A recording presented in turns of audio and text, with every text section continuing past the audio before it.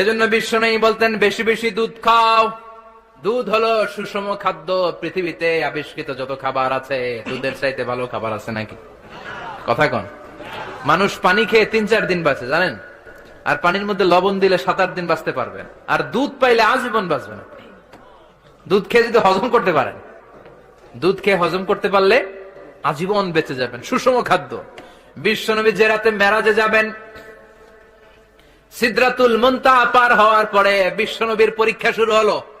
বিশ্বনবীকে বুখারীর বর্ণনা 3টা গ্লাস দেয়া হলো। কাদাহ ফিহি লাবান, এক গ্লাসের মধ্যে দুধ ছিল।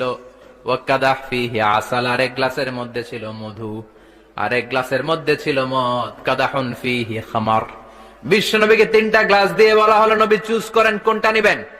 এক গ্লাসে মধু, আরেক গ্লাসে দুধ, আরেক গ্লাসের মধ্যে বিশ্বনবীকে দেয়া হলো মদ। বিশ্বনবী বললেন যে এই গ্লাসের ভেতরে দুধ আছে, আমি ওই পেয়ালাটা নিলাম।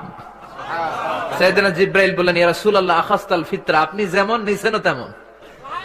সুবহানাল্লাহ কইবেন না? বিশ্বনবী দুধ খেতে পছন্দ করতেন। আর বিশ্বনবী বলতেন আলাইকুম বিআলবানিল বাকার, বেশি বেশি গরুর দুধ খাবা। ফাইন্নাহা তুরাম্মু মিনাল আশজার, কেননা এটা সবুজ লতা পাতা ঘাস পাতার নির্যাস। গরু কি খায়? ঘাস খায় না?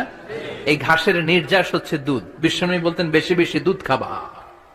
ফিহি শিফা, এর মধ্যে শিফা আছে। ফি লাবানিহা শিফা ওয়া লুহুমিহা দা, গরুর দুধে আছে শিফা, গরুর গোশতের মধ্যে আছে রোগ। সুবহানাল্লাহ কোন। কত বড় ফিলোসোফার বিশ্বনবী।